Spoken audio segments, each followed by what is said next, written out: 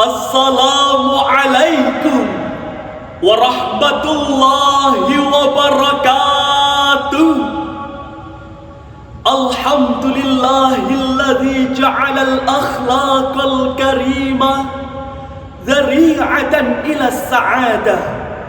Wassalatu wassalamu ala rasulillah Muhammad ibn Abdillah wa ala alihi wa sahbihi wa man tabi'ahum bi ihsanin ila yaumil qiyamah. Amma ba'da. Dewan Hakim yang arif dan bijaksana, hadirin sebangsa dan setanah air yang kami banggakan. Immanuel Kant, seorang filsuf intelektual Jerman, mengatakan, moral bukanlah doktrin bagaimana kita membuat diri kita bahagia, tetapi bagaimana kita agar layak untuk mendapatkan kebahagiaan. Sejalan dengan hal tersebut, saat ini negara kita tercinta Indonesia sedang dihadapkan dengan tingginya degradasi moral remaja. Hal ini muncul karena adanya pengaruh perkembangan zaman yang memprihatinkan. Pergaulan bebas semakin membuas, Penggunaan narkoba yang semakin mengganas, bahkan pengaruh budaya barat yang semakin tersebar luas, tak terbatas dan semakin terengginas. Betul hadirin? Hadirin, akhir-akhir ini banyak kita temui remaja kita yang taklid buta, lebih menyukai gaya hidup hedonis daripada menaati norma-norma agama. Terlalu sopan dan santun dianggap sok beretika, terlalu taat dan patuh dianggap sok beragama, terlalu pintar dan bermoral dianggap sok tinggi ilmunya. Sungguh sangat memprihatinkan. Lantas hadirin, bagaimana nasib bangsa kita ke depannya jika melihat remaja kita yang tidak memiliki semangat untuk memperbaiki akhlak dan juga karakternya? Untuk itu, sebagai bentuk cinta kami pada negeri, pada kesempatan yang penuh ukhuwah ini, perkenankanlah kami menyampaikan syarahan Al-Quran yang bertajuk Membentuk Karakter Generasi Qurani di Era Digital, dengan rujukan Surah Al-Isra ayat 36 sebagai berikut. A'udzu billahi minasy syaithanir rajim.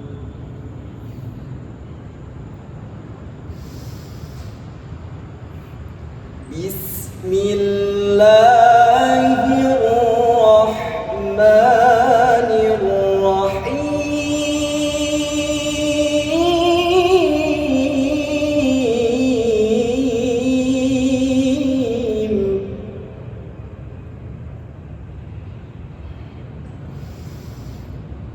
ولا تقف ما ليس لك به علم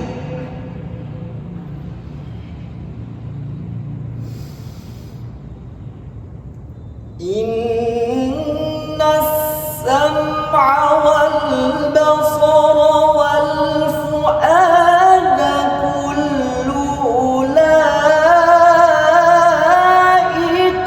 كان عنه مسؤولا. hamba berlindung kepada Allah dari usikan setan yang terkutuk. Dengan menyebut asma Allah yang Maha Pengasih lagi Maha Penyayang.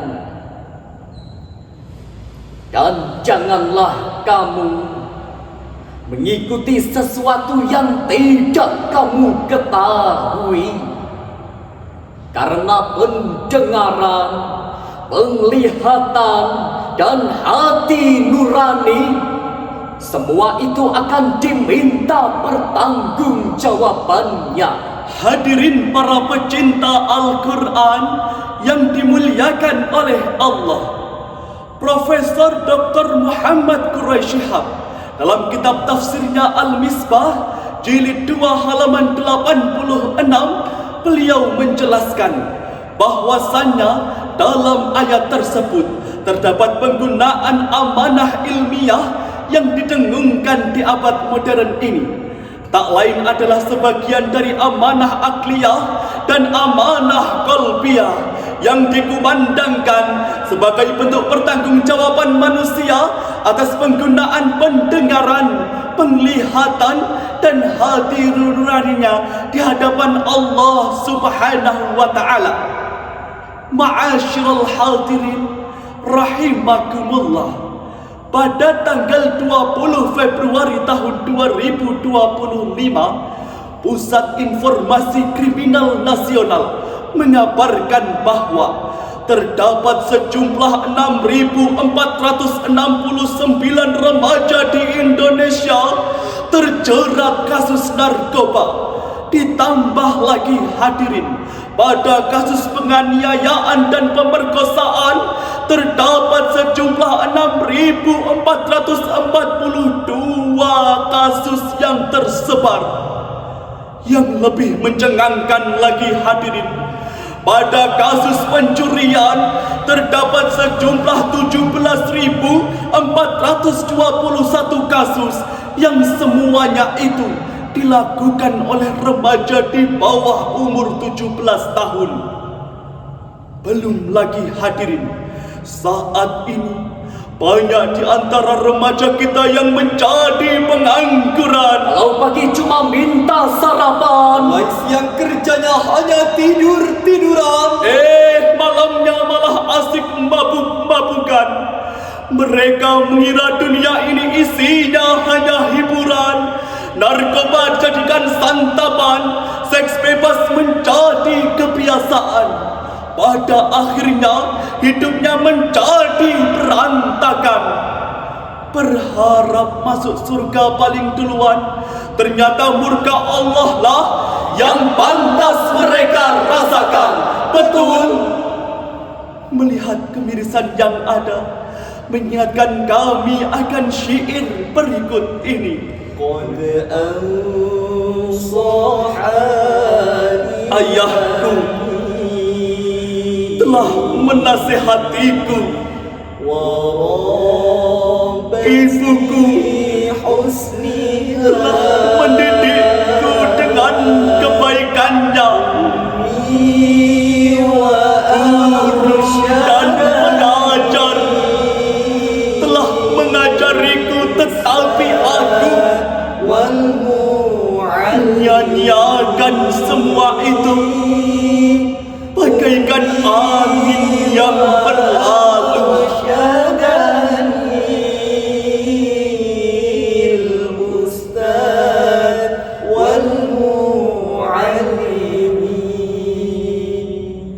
Kemudian timbul pertanyaan, bagaimanakah alternatif solusi yang dituturkan dalam Al-Quran? Sebagai jawabannya, mari kita renungkan firman Allah dalam Al-Quran surah Al-Ahzab ayat 21. Laqad kana lakum fi rasulillahi uswatun hasanatun liman kana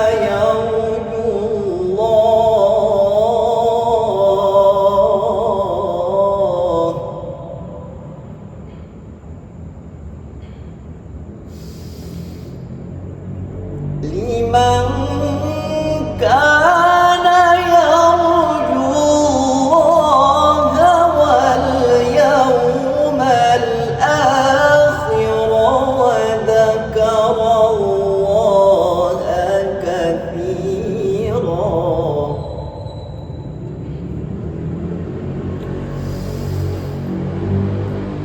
لمن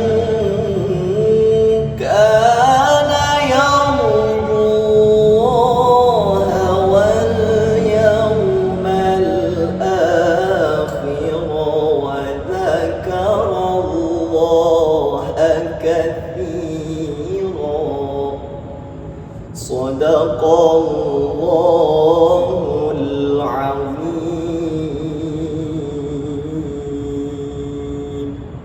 Sungguh telah ada pada diri Rasulullah suri teladan yang baik bagimu, yaitu bagi orang yang mengharap rahmat Allah dan kedatangan hari kiamat, serta yang banyak mengingat Allah.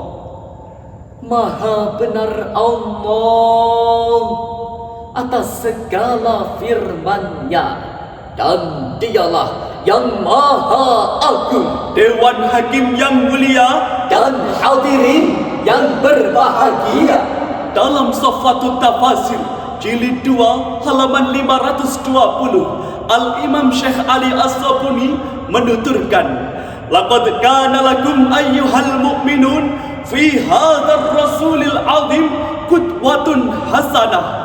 Rasulullah sallallahu alaihi wasallam merupakan representasi manusia sempurna yang multi talenta, pembawa misi risalah ilahiyah, sosok paling berkompeten di kalangan manusia, serta suri tauladan terbaik di seluruh penjuru dunia. Bahkan Michael H. Hart dalam bukunya The 100 menetapkan Rasulullah sallallahu alaihi wasallam pada urutan pertama sebagai sosok paling berpengaruh di sepanjang sejarah peradaban manusia. Bisa kita bayangkan hadirin, bagaimana jika karakter dan generasi muda kita bisa mencontoh akhlak Rasulullah sallallahu alaihi wasallam sebagaimana yang dituturkan oleh Syekh Abdul Rahman Ad-Dibai. Budi pekertinya adalah Al-Quran. Kana khuluquhul Quran, tabiatnya adalah pengampunan. Washimatuhul ghufran, pemberi nasihat kepada manusia. Yang sahulil insan, dan gemar berbuat baik. Wa yafsahu fil ihsan. Dari uraian di atas dapat kita petik mutiara kesimpulan bahwasannya pembentukan karakter remaja yang baik tidak terlepas dari lingkungan yang terbina, Pengawasan dan penjagaan orang tua, serta pengarahan agama yang baik dan tepat. Sepakat? wahai pemuda, jaga negeri kita agar tercipta Indonesia yang jaya. Mari wujudkan harapan bangsa, jaga amanah, tanamkan iman dan takwa. Jaga amanah, tanamkan iman dan takwa. Wal'afu minkum, thumma assalamu alaikum warahmatullahi wabarakatuh.